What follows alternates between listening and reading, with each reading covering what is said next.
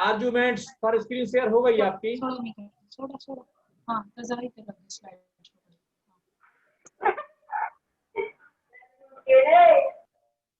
कराना press soda इथे मी देते फ्रॉम बिगिनिंग 10 दाबायचं. जय भीम सहकारियों. जय भीम सर. आप सभी लोग जो इकट्ठा हुए हैं उनको मेरा जय भीम. और यह बताने की कोशिश कर रहा हूं कि जो आजकल ये वीडियो शेयरिंग चल रही है, पीपीटी शेयरिंग चल रही है, उसको देखकर हमने ये कदम उठाया है. ये समझाने समझने के लिए बहुत अच्छा लगता है. टेक्नोलॉजी का इस्तेमाल हो रहा है तो यह बहुत आसान है. हम देखते हैं इससे हम कैसे निभाते हैं. तो मैं शुरुआत करता हूं. मेरा सब्जेक्ट जो है, आप define thinking as must just like other life skill.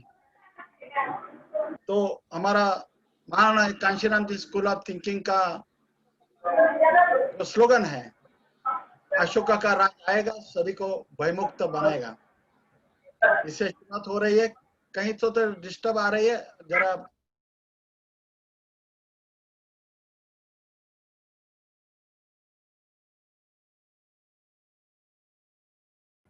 जी सर, आप अपने को अनम्यूट कर लीजिए. हाँ यस सर.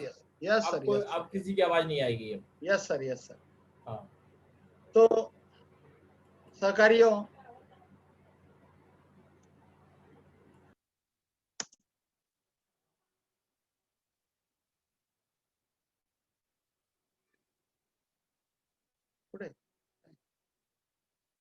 यार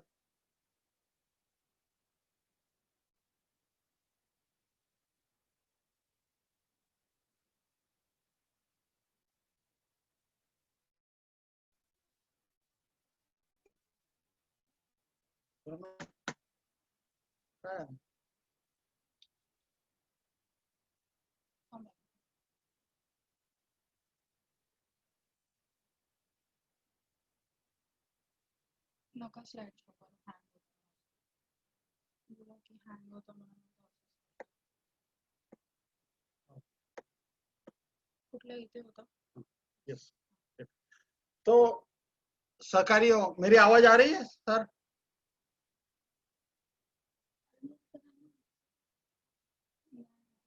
मेरा नहीं.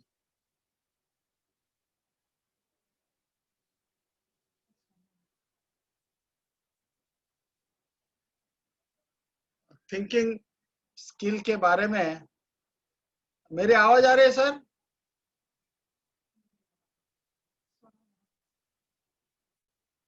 ओके सर, आ रही है आवाज आपकी. अच्छी आवाज आ रही है. Okay okay okay. Definition of thinking as a skill. Thinking skill इस दुनिया में एडवर्ड डी बोनो साहब जो है, उन्होंने नए सिरे से इसको जन्म दिया. इसके पूर्व आप लोग सभी जानदार है थिंकिंग के बारे में. लॉर्ड गौतम बुद्धा, अशोका, संत रविदास जी, हमारे संत महंत फुले शाहू, अंबेडकर, इन महापुरुषों ने थिंकिंग के बारे में हमें रास्ता दिखाया. महानायक कांशीराम जी इस कड़ी में आखिरी थे और इसके बाद उन्होंने बताए हुए रास्ते पे चलकर महानायक Kanshiram ji school of thinking ने इसे अपनाया है. ये देखने में कठिन लगता है, मगर जब हम इसके साथ काम करेंगे, सोचेंगे, तब यह आसान हो जाएगा. तो साथियों, the mental activities, thinking skill यह है, the mental activities you use to process information, make connections, make decisions and create new ideas. जो हमारी मेंटल एक्टिविटी है, जिसमें माहिती और तंत्रज्ञान का ये युग है, information and technology.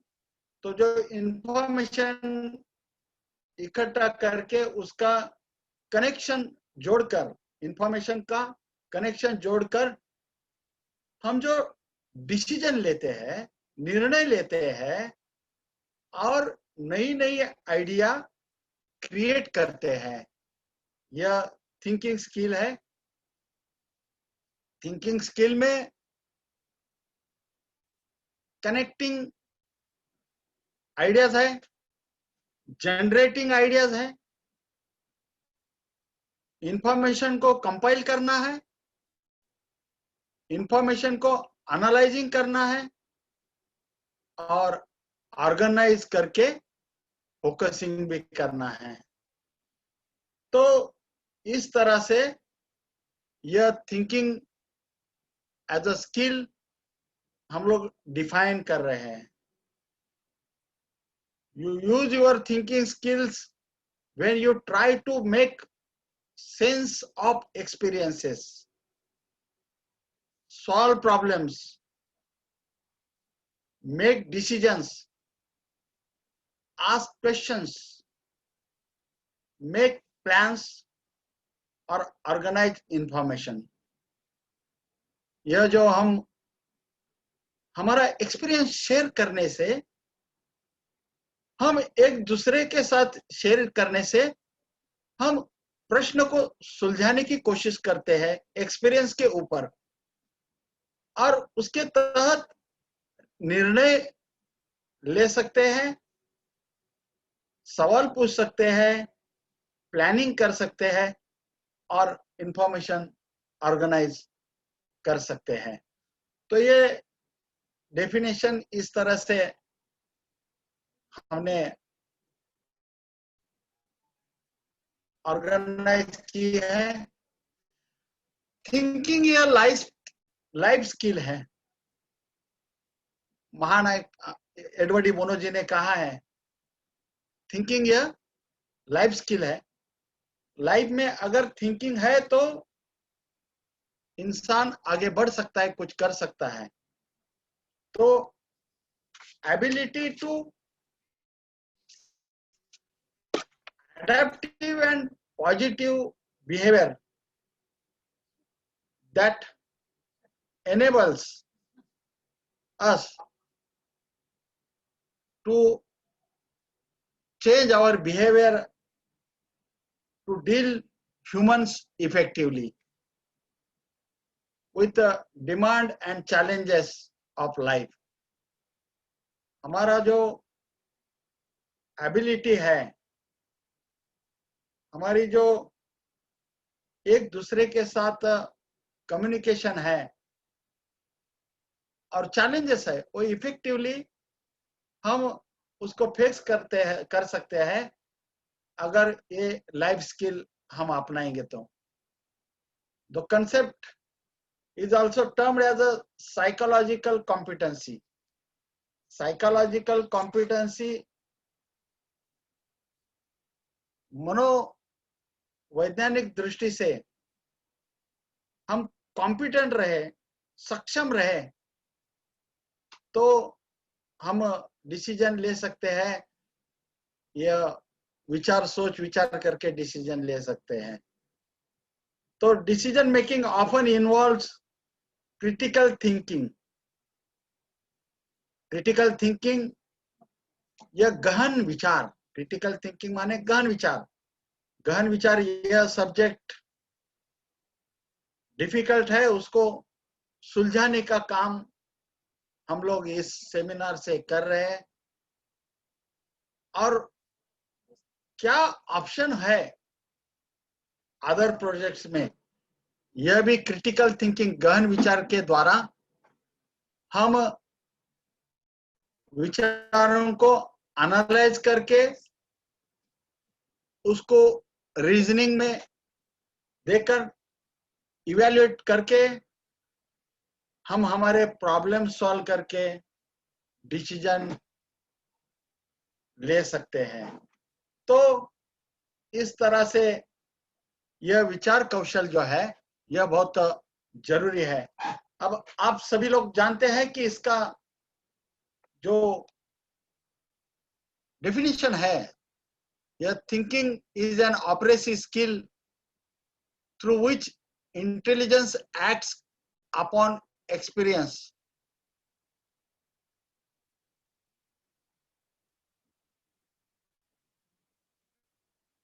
Thinking is an operative skill through which intelligence acts upon experience for purpose.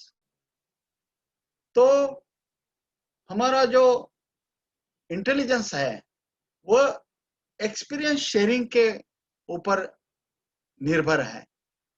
अच्छे एक्सपीरियंस होंगे। अभी आपने इसके पहले स्लाइड में देखा कि कैसे एनालाइज किया जा सकता है। एक्सपीरियंस का लेन देन से हम सोच सकते हैं।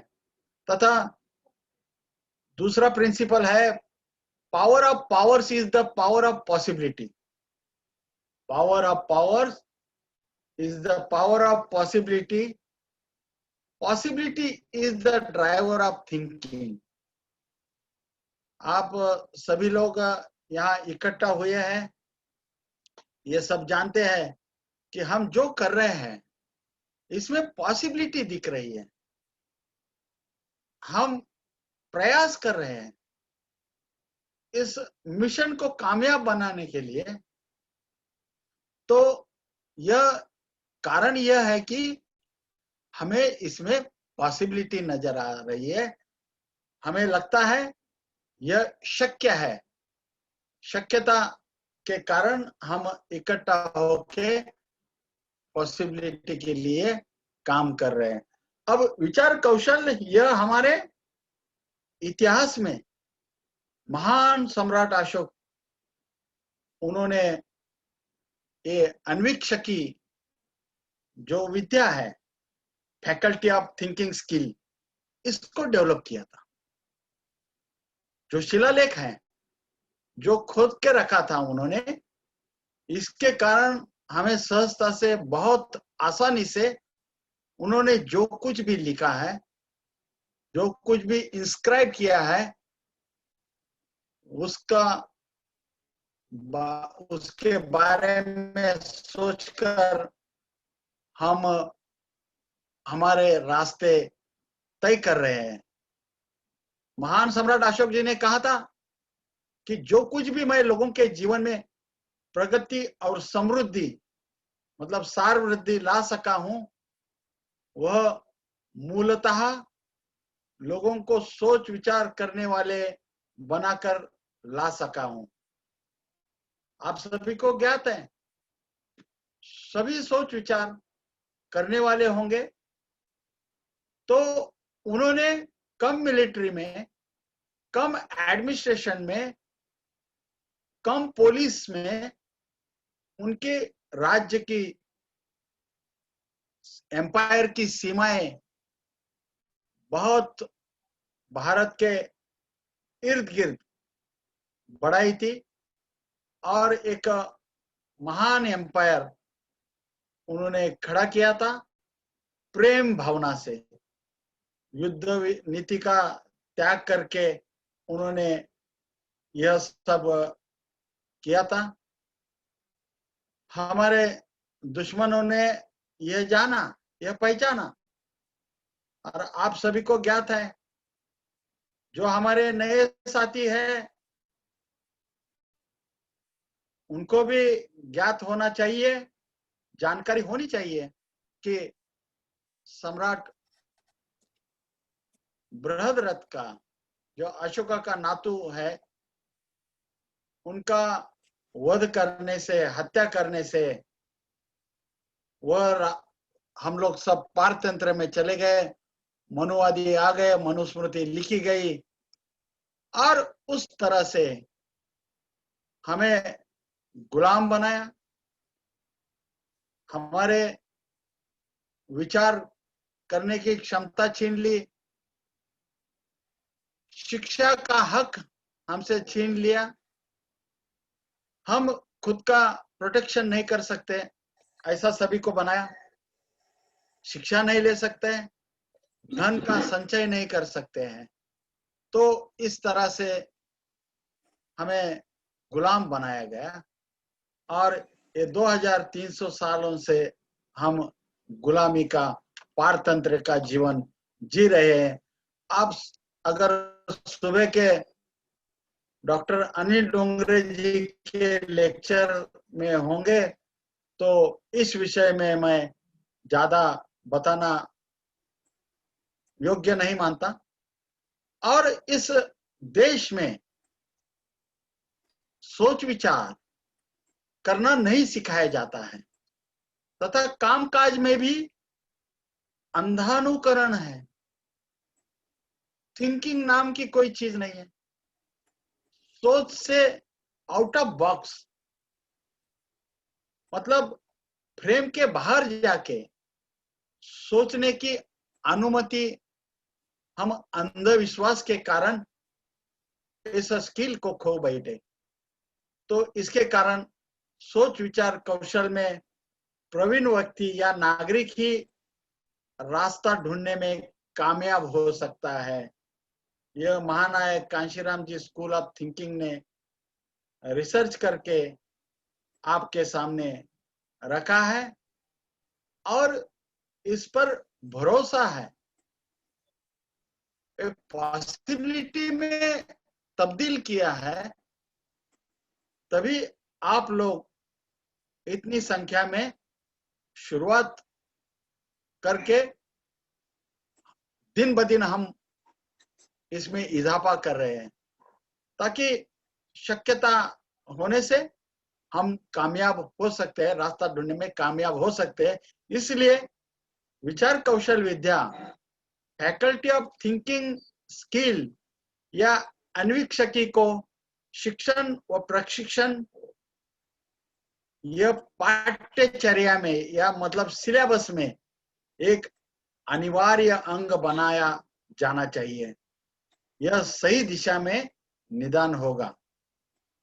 आप सभी जानते हैं कि एडवर्ड डी बोनो जी इस देश में 2 बार आए थे और हमारे डायरेक्टर जनरल जो दूसरी बार जब वो बॉम्बे में लीला पेंटा में आए थे तब उनसे मुलाकात हो गई, मतलब उनका सेमिनार अटेंड किया उन्होंने। तत्वज्ञानी का विचार तरीका हम सब तक लाया गया, हमें उससे अवगत कराया गया तथा बाबा साहब के साथ के.एन. कदम एक हमारे सुलझे हुए साथी थे, उन्होंने भी इस पर विचार विमर्श करके जॉन डिवे जो बाबा साहब के चौथे गुरु है उनके बारे में सभी को अवगत कराया।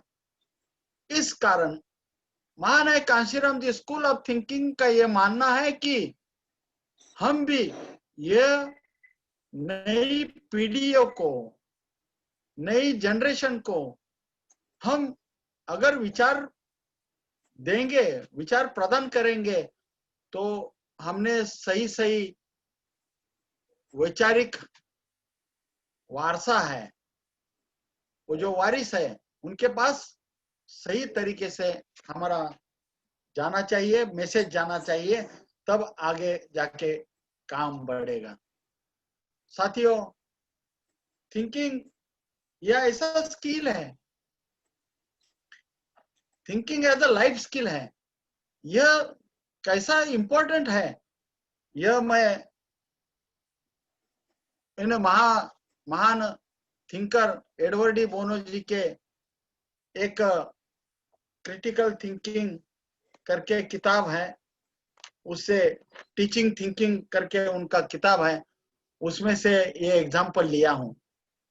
उनका कहना है the engine power of a car, the effectiveness of its brakes, its road holding ability, the sensitivity of its steering are all part of its innate characteristics।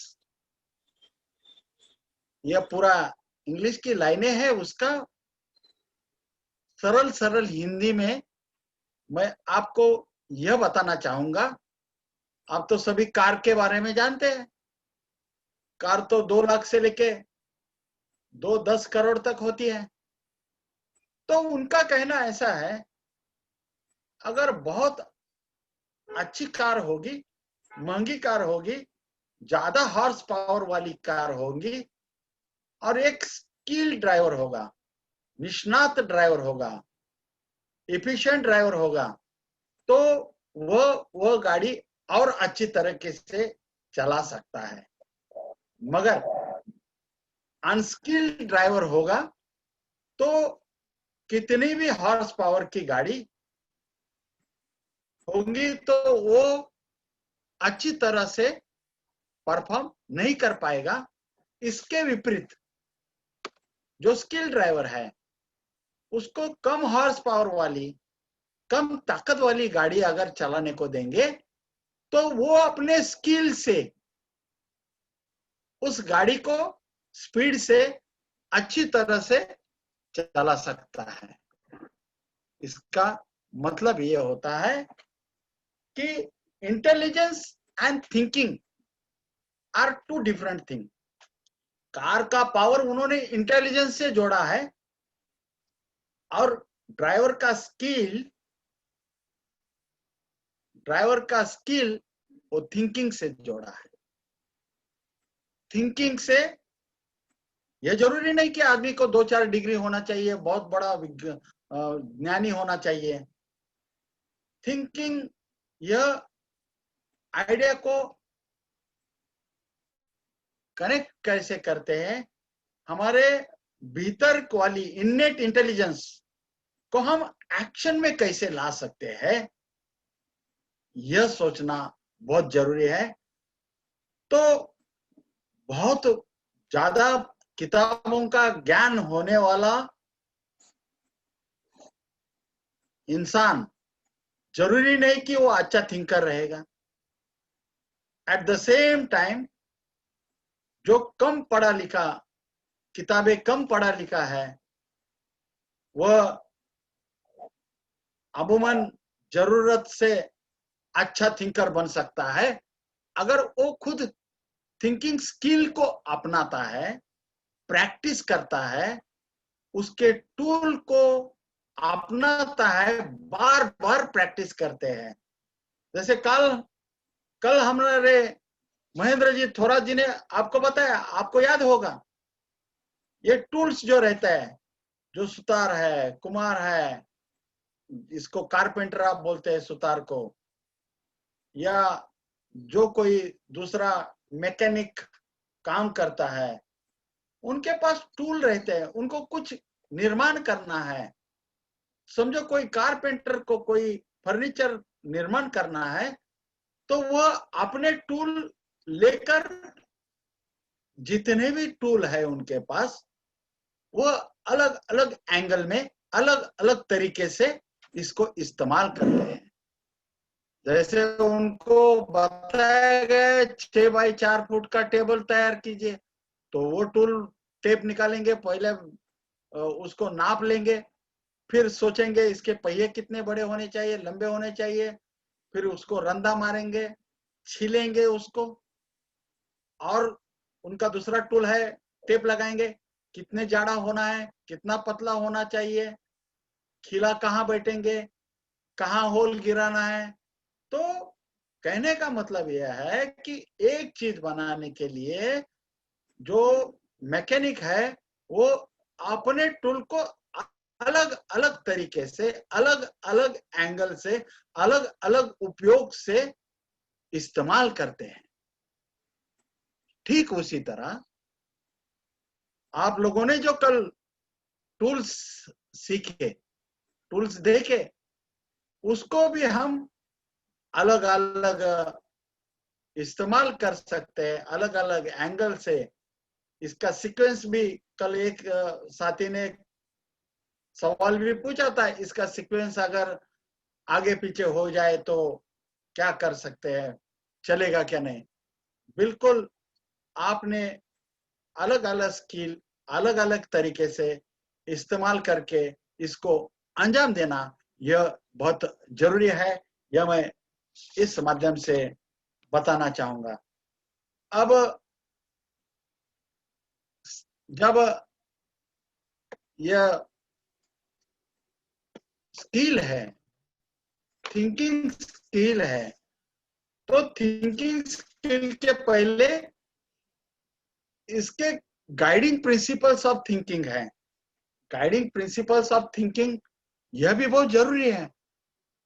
Edward de Bono ji ने कहा है कि ये 12 थिंकिंग स्किल्स है।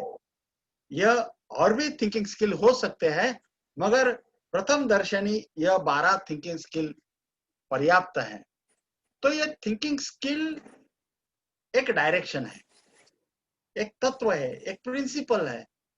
इसे हमने thinking करते समय अपनाना है, ध्यान में रखना है, बैकअप माइंड में रखना है, और इस तरह से थिंकिंग हमने करते समय इसको सोचना चाहिए, तो हमारी थिंकिंग और निखर जाएगी और अच्छी रहेगी।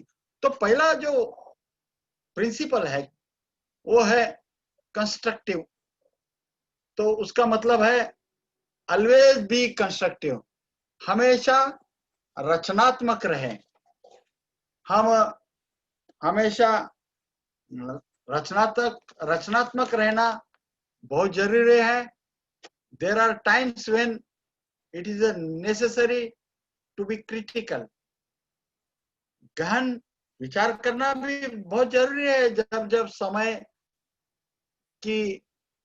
समय का तकाजा है, समय का मांग है, तब हमने क्रिटिकल भी होना चाहिए। तो उन्होंने कहा है कि बहुत से लोग नकारात्मक सोच की आदतों में पड़ जाते हैं। तो नकारात्मक आदतें टालकर हमने सकारात्मक सोच में जाना है और रचनात्मक होना है। हमें आलोचनात्मक सोच से ऊपर रचनात्मक सोच को प्रतिष्ठित करना होगा, तो वह भी जरूरी है। फिर दूसरा प्रिंसिपल जो है वो स्लोली थिंक करना है।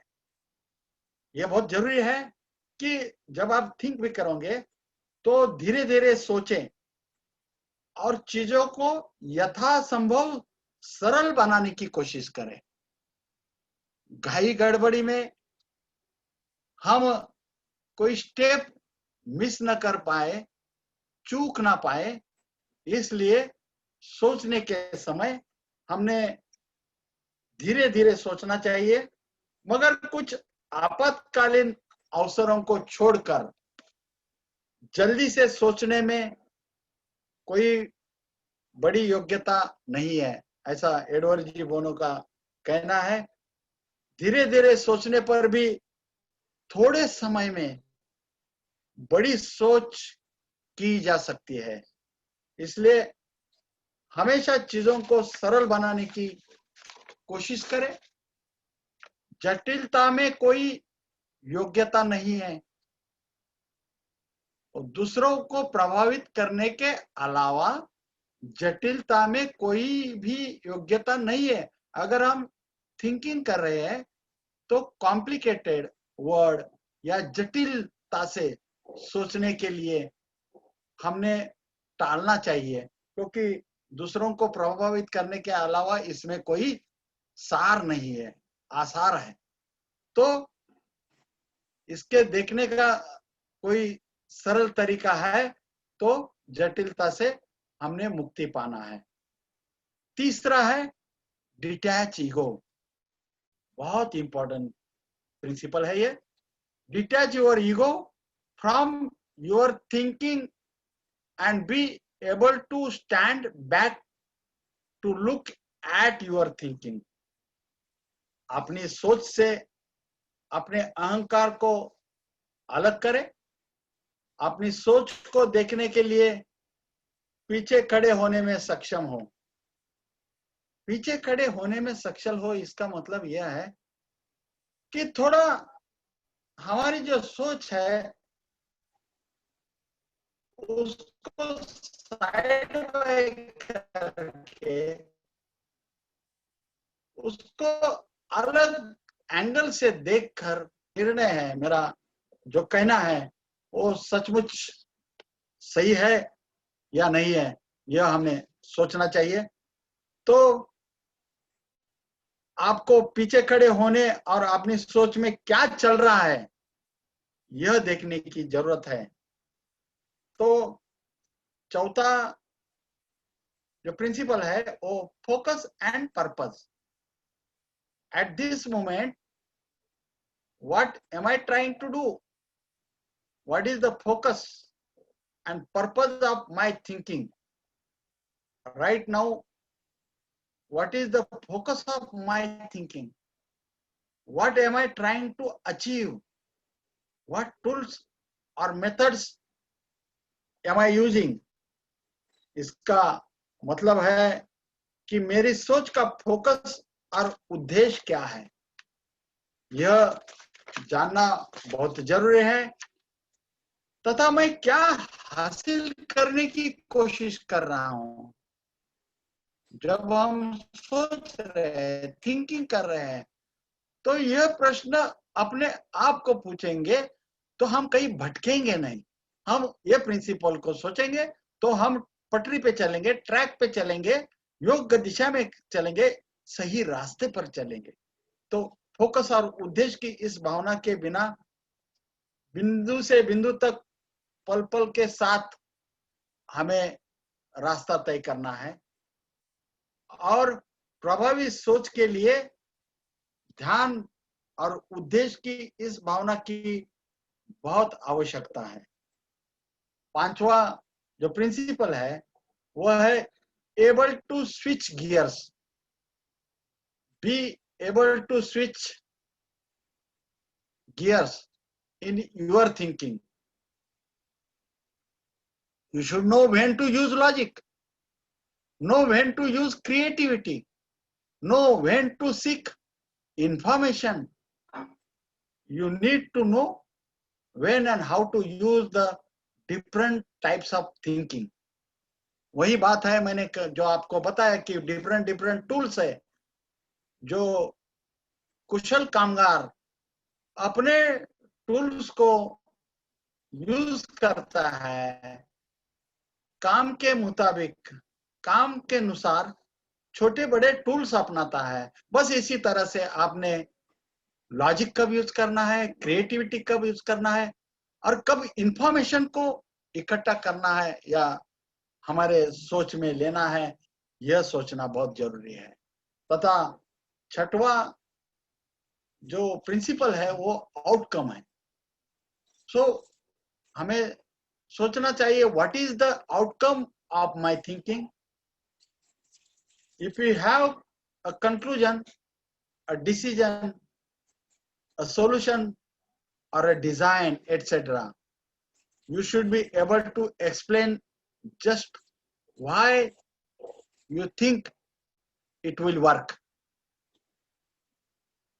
If the outcome is the definition of a sticking point, a new problem, or a better view of the matter, you need to say what you are going to do next. साथियों, हमारे सोच का नतीजा क्या है, मुझे क्यों विश्वास है कि यह काम करेगा, यह सवाल हमने आपको पूछना है। और जब तक आप अपनी सोच का स्पष्ट परिणाम नहीं निकाल सकते हैं तब तक आप अपना समय बर्बाद कर चुके हैं। तथा यदि आपके पास एक निष्कर्ष, एक निर्णय, एक समाधान या एक डिजाइन है, तो आपको यह समझने में सक्षम होना चाहिए कि आप क्यों सोचते हैं कि यह काम करेगा, इसमें यशस्वी होंगे, सक्षम होंगे। तो इस तरह से 7वां प्रिंसिपल है फीलिंग एंड इमोशंस। बहुत इंपॉर्टेंट है सोचने में। इमोशन से ही दुनिया चलती है। वो बिल्कुल अलग सब्जेक्ट है। हमारे में कभी इमोशनल इंटेलिजेंस और डैनियल गोलमन वगैरह का ये जो किस्सा है वो हम हमारे सिलेबस के अनुसार, समय के अनुसार कभी सोचेंगे, मगर इमोशन प्लेज द पार्ट। आप में इमोशन है करके आप आए हैं और मुझे सुन रहे हैं। मुझ में इमोशन है करके हमारे भाइयों के साथ, हमारे आप सब ट्रेनरों के साथ मैं इस जो हमें ज्ञान दिया है उसका आदान प्रदान, लेन देन कर रहे हैं। आपको तो पता है हमारे प्रिंसिपल है कि इसमें क्या कमतरता है, यह भी आपने बताना है। एडिशन भी करना है, डिलीशन भी करना है, और इस तरह से हम इमोशन से इसको जोड़ना है। भावनाएं, और भावनाएं का सोच का महत्वपूर्ण हिस्सा है, लेकिन उनके जगह अन्वेषण के बाद है। जो रिसर्च है उसका एक्सप्लोरेशन के बाद भावना को जगह देनी है, पहले नहीं है। हमें अक्सर कहा जाता है कि भावनाओं और भावनाओं को सोच से बाहर रखना चाहिए। यह बात सही है, लेकिन उन्हें सही जगह पर इस्तेमाल करने की भी आवश्यकता है। तो यह सही जगह पे इस्तेमाल करने से हम अच्छे सोच सकते हैं, विचार कर सकते हैं और सक्सेस हो सकते हैं। तथा 9वां जो प्रिंसिपल है वह है ब्रॉड एंड डिटेल।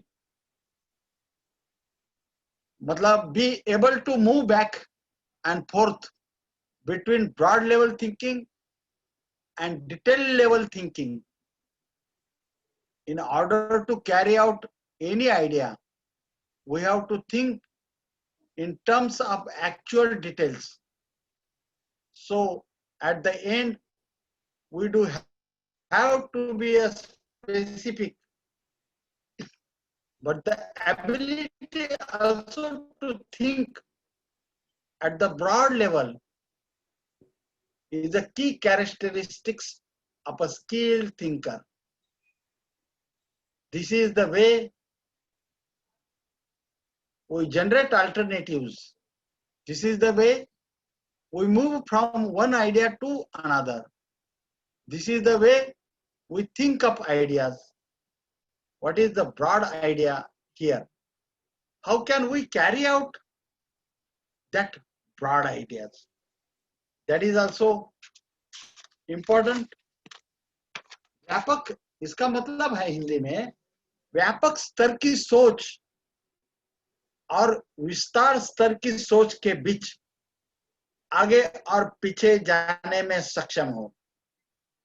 मतलब जैसे कि आप लोग जानते हैं, हम लोग कभी भी गाड़ी पार्क करते हैं पब्लिक प्लेसेस में, तो आगे पीछे थोड़ा स्पेस छोड़ देते हैं ताकि और कोई हमारे आगे पीछे गाड़ी लगाए तो आगे पीछे करके हम उसमें से निकल सकते हैं। इस तरह से व्यापक स्तर की सोच और विस्तार स्तर की सोच के बीच आगे और पीछे जाने में सक्षम हो, तो हम इस बारे में अच्छा सोच विचार कर सकते हैं। 10वां है मे बी और मस्ट बी। मे बी और मस्ट बी। तो Is this a matter of maybe or a matter of must be? Even when the logic is without error, the conclusion only fits the perception and information on which the logic is based. We need also to check what is claimed. ये may be और must be में क्या यह हो सकता है या होना चाहिए, यह मामला है। लॉजिक केवल उस धारणा और जानकारी के रूप में अच्छा है जिस पर यह लॉजिक आधारित है। साथियों, एक गहन विषय है। आप बहुत अच्छी तरह से कंसंट्रेट करके सुन रहे हैं। यह सोचना, समझना, जानना, यह हमारे लिए बहुत महत्वपूर्ण हो चुका है ताकि हम रास्ता निकालने वाले बन सकेंगे। जब किसी चीज का दावा किया जाता है तो यह दावा सही होता है कि ऐसा होना चाहिए। मे बी और मस्ट बी, जब यह दावा किया जाता है कि पहले जो होना चाहिए उसमें एक निष्कर्ष का पालन करना चाहिए और निष्कर्ष होना भी चाहिए, तो मे बी और मस्ट बी का प्रिंसिपल जो है वह यहाँ लागू होता है, लेकिन सत्य और तर्क का हठधर्मी मूल्य नहीं है। तो इस तरह से मे बी और मस्ट बी का आधार देखने की हमें जरूरत है। हमें यह भी जांचना होगा कि यह दावा किया गया है यह सही है क्या नहीं, यह हमारे प्रिंसिपल पे खरे उतरता है या नहीं है, यह भी सोचने की जरूरत है। तथा 11वां जो प्रिंसिपल है वह है differing perceptions.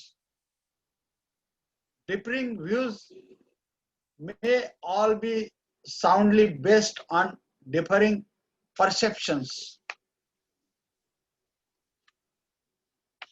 or these perceptions may include different information, different experience, different values, and a different way of looking at the world.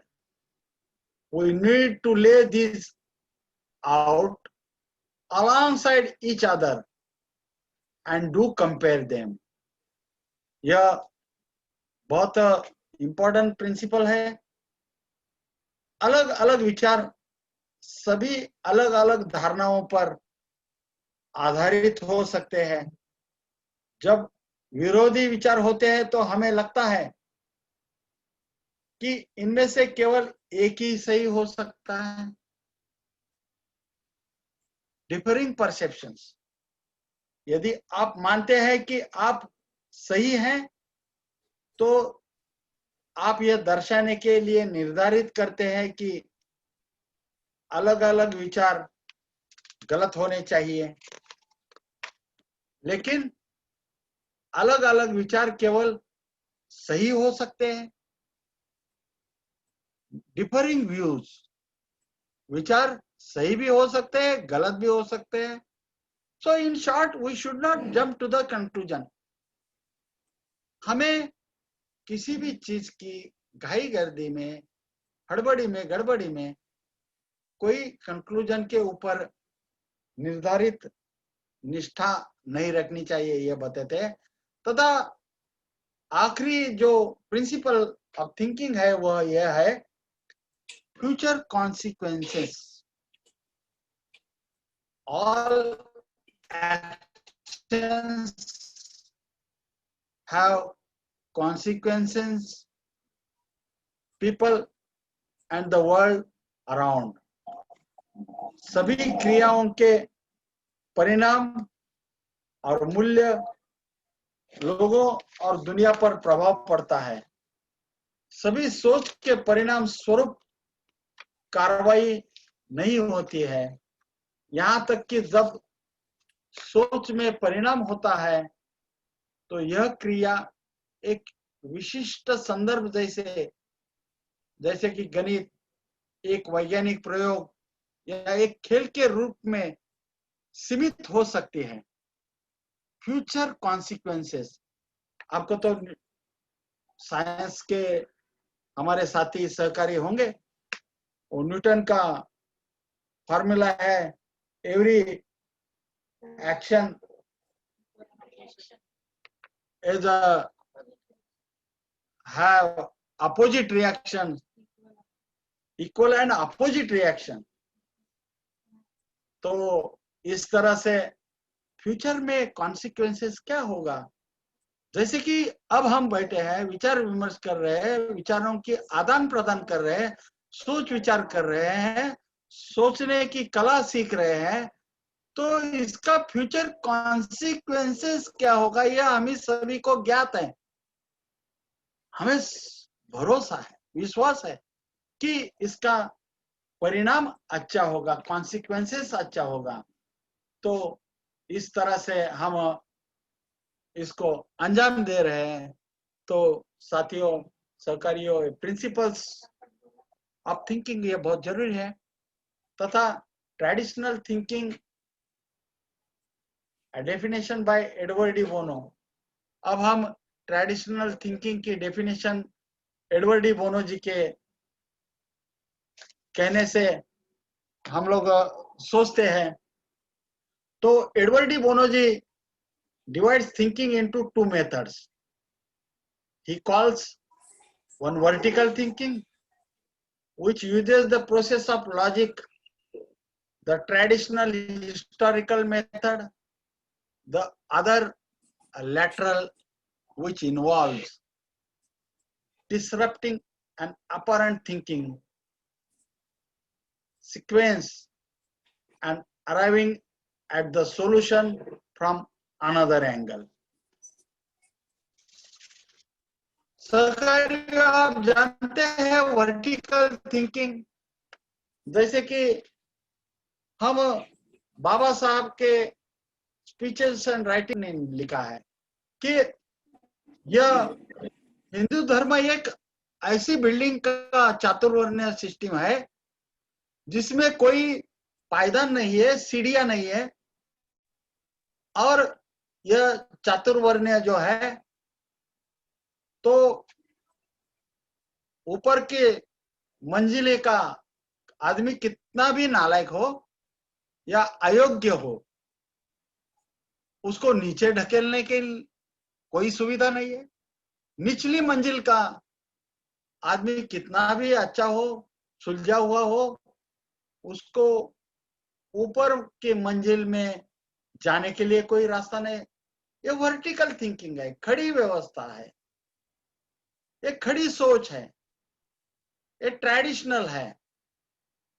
तथा लैटरल थिंकिंग के बारे में उन्होंने कहा है कि lateral thinking which involves disrupting an apparent thinking sequence and arriving at the solution from another angle। मतलब a person uses lateral thinking to move from one known idea to creating new idea। मतलब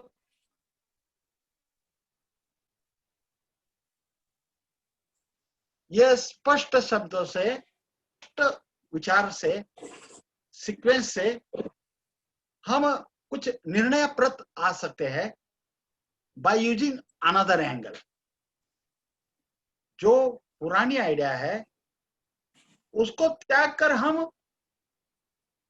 creative idea में jump दे सकते हैं। तो lateral thinking is for escaping from established idea to try new ideas and a new approach। हमें नए सिरे से सोचने की लैटरल थिंकिंग अवधि देते हैं, रास्ता देते हैं या बताते हैं, तथा ये इसमें लॉजिक है. Logics possessed of reason, intellectual, dialectical, argumentative, is the systematic study of valid rules of inference. हमें जो डायलेक्टिकल द्वंद्वात्मक आर्गुमेंटेटिव कारण से और हमारी बुद्धिमत्ता से जो हम निर्णय लेते हैं, इन्फरेंस करते हैं, उसकी सिस्टमैटिक स्टडी है, लॉजिक है. That is the relations that lead to the acceptance of one proposition, the conclusion, on the basis of set of other proposition, that is the premises. More broadly, logic is the analysis and appraisal of argument. तर्क यह पृथक्करण है. किसका पृथक्करण है? हम जो एक दूसरे को आर्गुमेंट करते हैं, अप्राइज करते हैं, तो इस संबंध में जो कंक्लूजन पे पहुंचते हैं, इसका यह आर्गुमेंट बहुत जरूरी है, यह मानना पड़ेगा. तथा क्रिटिसिज्म के बारे में एडवर्ड डी बोनो साहब is a renowned for his criticism of logical, linear and critical thinking. Linear मतलब रेखात्मक, स्ट्रेट फॉरवर्ड. ये जो शख्स है एडवर्ड डी बोनो जी, ये रिनाउंड गहन विचारों के लिए शुद्ध तार्किकता से विचार करने के और स्ट्रेट फॉरवर्ड गहन विचारों के धनी है, निर्माता है. तथा for his range of thinking techniques to facilitate potential creative abilities that emphasize thinking as a learnable skill and deliberate act, he originated the concept. Deliberately, जानबूझकर हमने आइडियाज को सोचना है, डिलिबरेटली सोचना है, और डिलिबरेटली यह आइडिया जहां से उत्पन्न होती है, इसकी क्रिएटिविटी होती है, यह हम सोचने के बगैर हम लैटरल थिंकिंग या लिटरली साइडवेज थिंकिंग में या पैरेलल थिंकिंग को डिस्टिंग्विश नहीं कर सकते. पैरेलल थिंकिंग, लैटरल थिंकिंग, यह एक थिंकिंग की सोच है, तरीके है. यह उन्होंने बहुत अच्छा विस्तार से उनके अलग अलग किताबों में बताया गया है. तो many techniques for deliberative creative thinking that he has developed from what he considers to be normal perceptions regarding creativity and innovation. Perception, अनुभूति, समझ, उनका अनुभूति और समझ ये इनोवेटिव है, नवोन्मेष है. इनोवेटिव निर्माण, नया निर्माण है. तो यह टूल अप्लाई करके थिंकिंग का रास्ता बदल के शक्य हो सकता है. तथा आर्गुमेंट जो है, यह आर्गुमेंट बहुत जरूरी सोचना है। यह आर्गुमेंट के जो तरीके हैं, ये डिडक्टिव, इंडक्टिव, अबडक्टिव आर्गुमेंट जो है वो बहुत जरूरी है। हम इस आर्गुमेंट के बारे में इसके चार्ट के थ्रू सोचते हैं, समझते हैं बात को।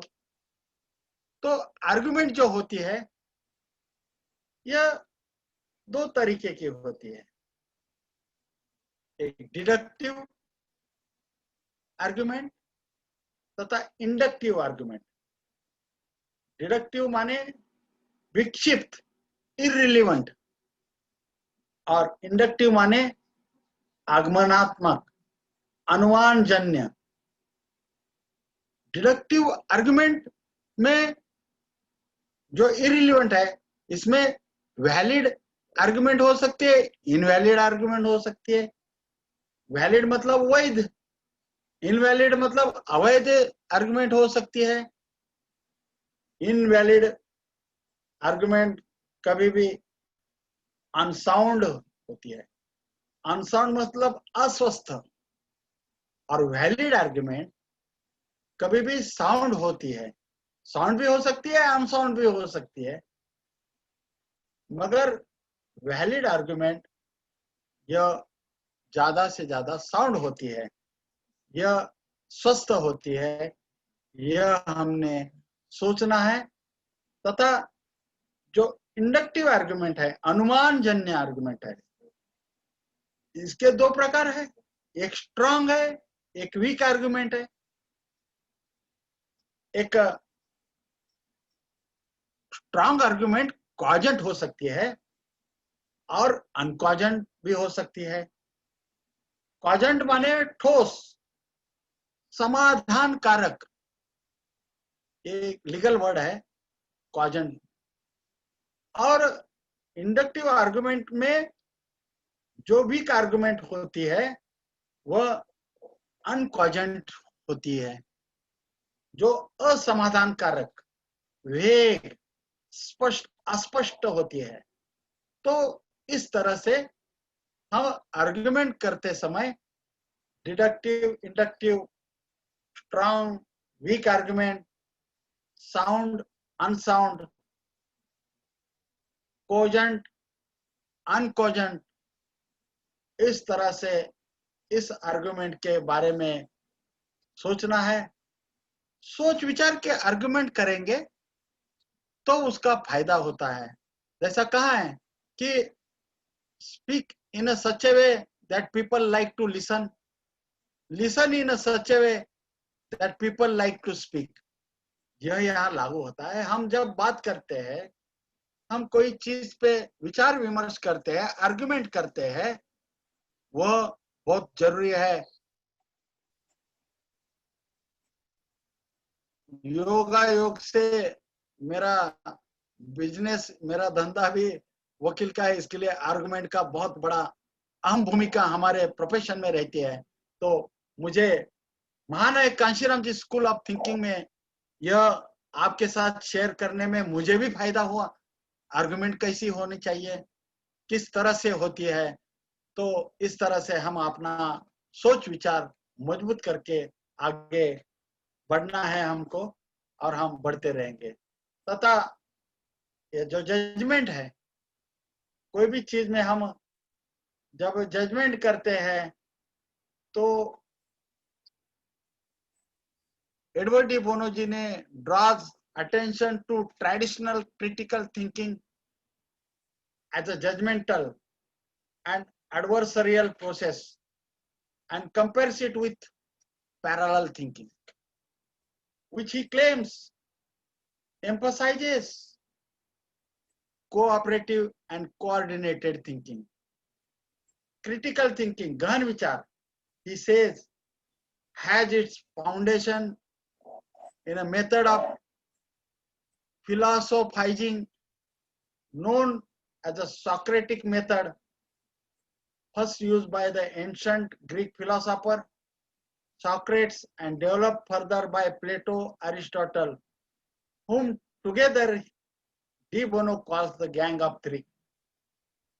In short, ये जो Greek philosopher Socrates, Plato and Aristotle है, उनके बारे में ज्यादा, उनके तत्वज्ञान के बारे में ज्यादा उत्सुक नहीं है एडवर्ड बोनो जी.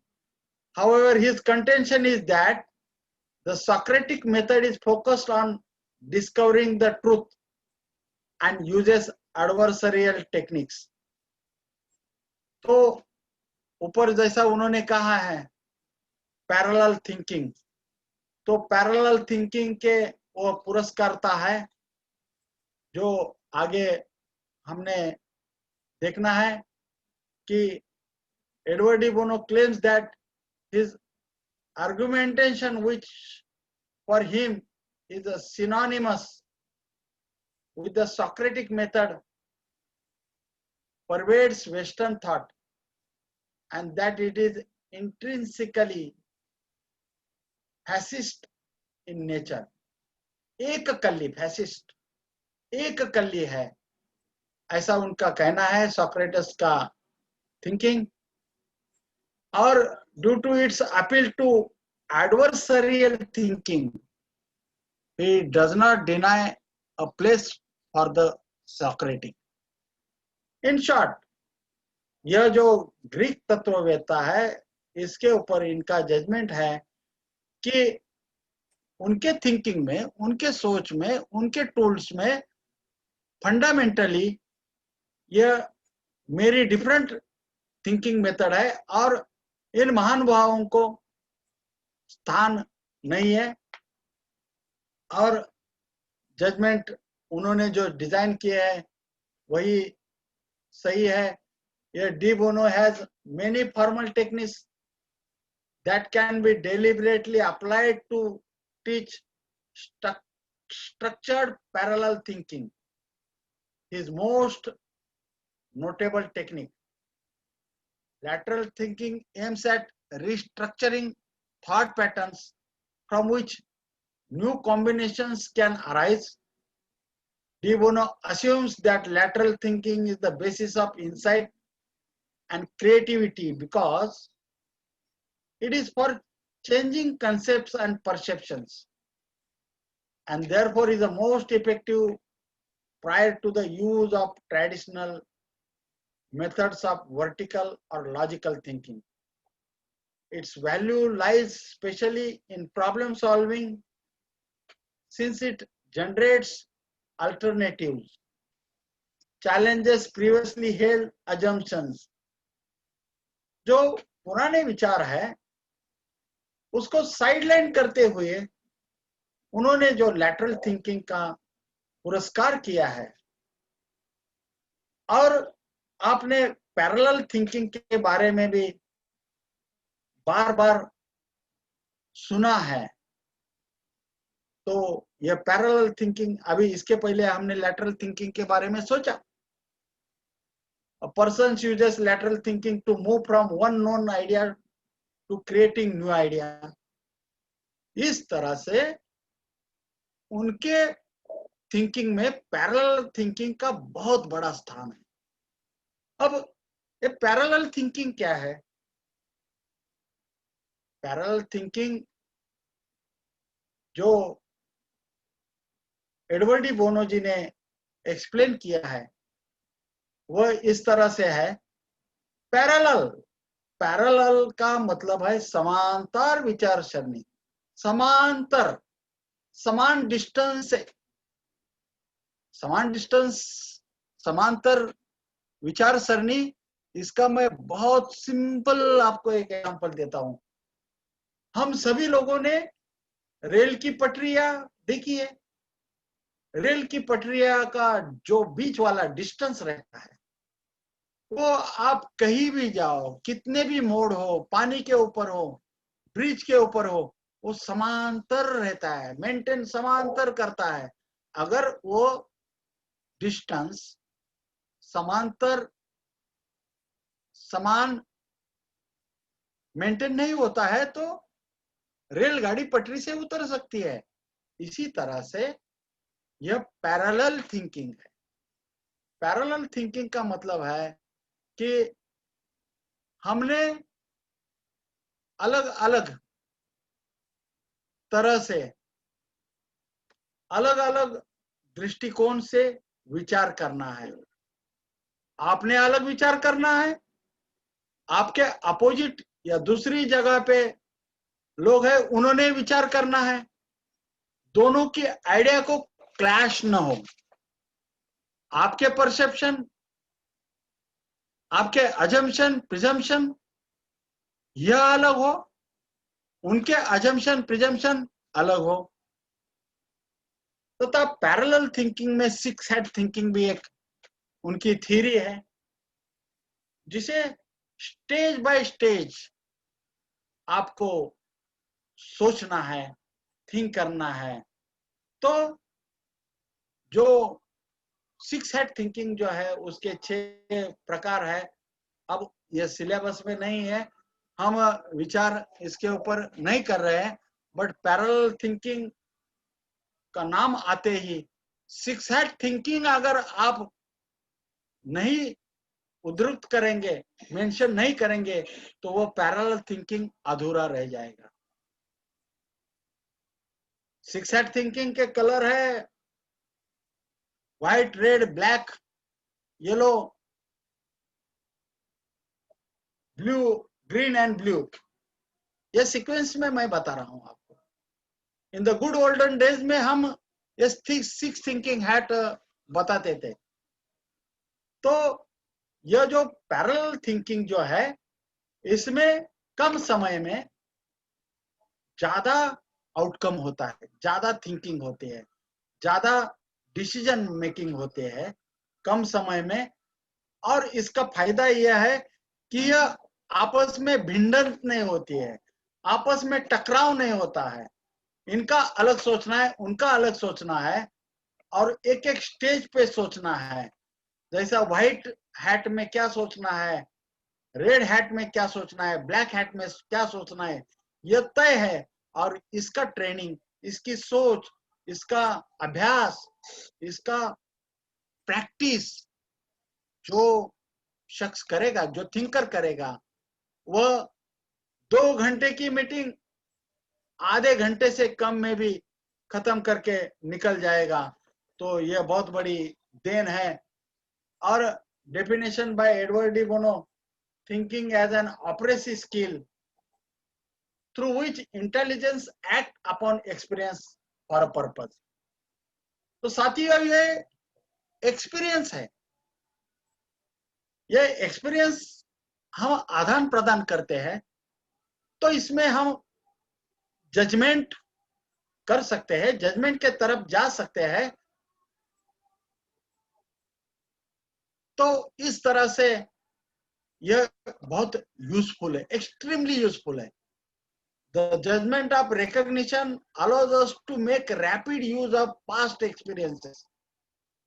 देखिए, अभी हम इतने साथी जमा हुए हैं, सुबह 100 थे, अभी भी कुछ 60-70 होंगे। तो हम 60-70 एक्सपीरियंस अगर एक बात के लिए, चीज के लिए शेयर करेंगे, तो उसमें से हम हमारी मिस्टेक, हमारी चूक, हमारी गलतियां, हमारे अनुभव से सुधार के हम बेटर आइडिया निकाल सकते हैं।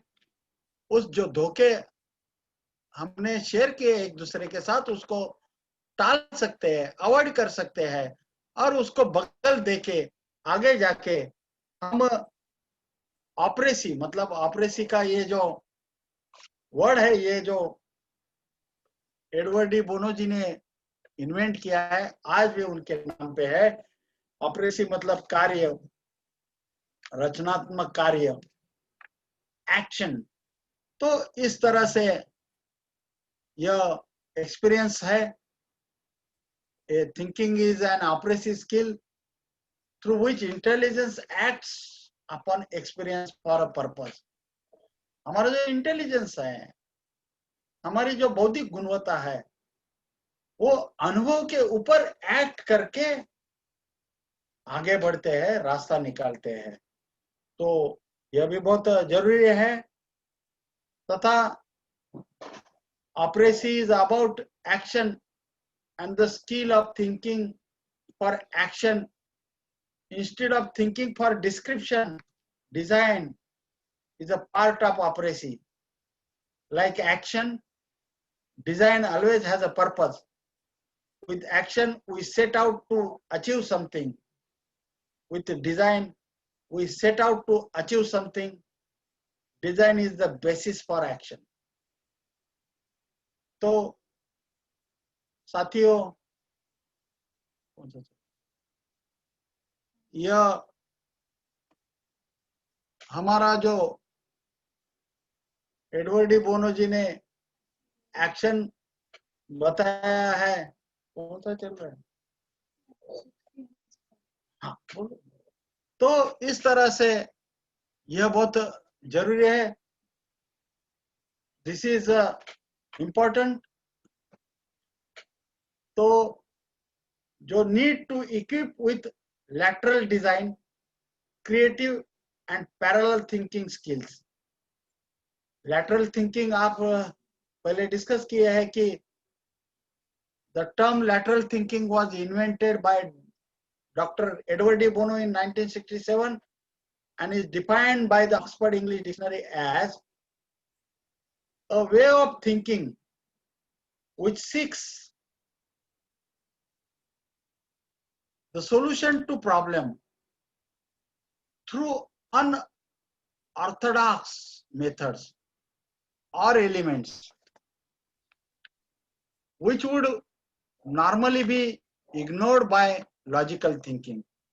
इसका मतलब यह है कि एक तरह का विचार जो अपरंपरागत तरीकों के माध्यम से समस्याओं का समाधान चाहता है, हमारे तत्वों को जो आम तौर पर तार्किक सोच को नजरअंदाज करता है. यह लैटरल थिंकिंग का मीनिंग है जो एडवर्ड डी बोनो जी ने कहा है, समझाया है हमें. तो all of the lateral thinking techniques have been designed to make an individual look at something from a different perspective. Lateral thinking is an attitude of the mind to generating new ideas and solving problems supported by unconventional thinking techniques. अपरंपरागत सोचने की कला है, techniques है, उससे escape होके it's thinking that seeks new ways of looking at a problem rather than proceeding by logical step. Logical step के अलावा प्रॉब्लम को नए सिरे से देखना और विचार करना, यह बहुत जरूरी है. तो लैटरल थिंकिंग का मतलब भी वही है. Lateral thinking also concern with breaking out of the concept prisons of old ideas. This lead to changes in attitude and approach to looking in a different way at things which have always been looked at in the same way. Liberation from old ideas and the stimulation of new ones are twin aspects of lateral thinking. Lateral thinking की जो दो idea है, जो base है उसका, वो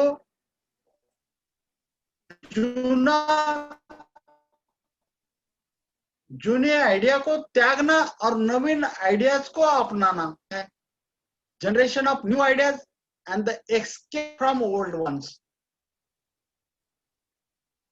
rewiring your brain, यह lateral thinking की विशेषताएं हैं. So we must think laterally and turn problems into opportunities. Lateral thinking is a problem solving technique. Lateral thinking looks for what is a different, makes deliberate jumps, welcomes chance intrusions, and explore the least likely possibilities. जैसे कि आप सभी जानते हैं, एक scientist शायद James wait जिन्होंने steam का खोज निकाला, वो पढ़ाई करते करते उन्होंने चाय बनाई. रात को चाय बनाने के समय वो अपना काम करते रहे, पानी केटली में उबलता रहा, केटली का ढक्कन हिलने लगा. तब उन्होंने देखा ये केटली का ढक्कन क्यों हिल रहा है. तो उन्होंने देखा कि उसके बाजू में से भाप आ रही है, स्टीम आ रही है. तो जो जूनी आइडिया थी वो तो होता ही है, सबने देखा है, उसमें नई बात क्या है. मगर उन्होंने देखा, इन्होंने थिंक किया कि ये भाप में ताकत है, शक्ति है जो इस ढक्कन को हिला रही है. तो इसको मैं कैद करूंगा, बंद करूंगा, इसका इस्तेमाल करके, इसका पावर बना के मैं पहिया डाल के उसका व्हीकल, मतलब जब इंजन तो नहीं था, कुछ व्हीकल रूपी बना के इसको दौड़ा सकता हूँ, स्पीड दे सकता हूँ. इस तरह से उन्होंने इस बात को ध्यान दिया और स्टीम इंजन का खोज निकाला. सहकारियों, मैंने पैरेलल थिंकिंग के बारे में अभी अभी आपको बताया. The essence of parallel thinking is that individuals of a group look, think in the same direction at all points in time to allow the brain to maximize its sensitivity in different directions at different times. The tool that allows parallel thinking to occur is Dr. Edward D. Bono's 6 thinking hats. जो मैंने hats बताई, colour बताई, कि parallel thinking का नाम आए और hat का नाम कलर न आए, यह अपूर्ण है. इसके लिए मैं अभी अभी उसका एग्जांपल दे चुका हूं आपको. खाली 6 कलर की हैट होती है, ये आपके जहन में रखिए. और we need parallel thinking where each thinker puts forward his or her thoughts in parallel with the thoughts of others, not attacking the thoughts of others. जैसे कि मैंने रेल की पटरी का आपको एग्जांपल दिया. रेल की पटरी समांतर से चलती है, मीलों कोसों कभी जुड़ती नहीं. वो जुड़ेगी तो एक्सीडेंट होगा.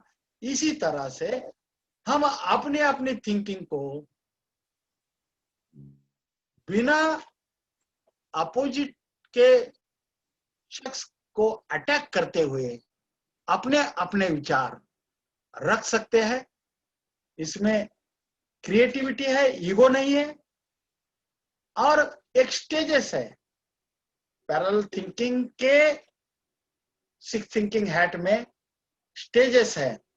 तो parallel thinking, the state or quality of being creative, the ability to create, the capacity to challenge the existing order of things by deliberately forcing ourselves out of our usual way of thinking, to see the status quo from a new and enlightening perspective.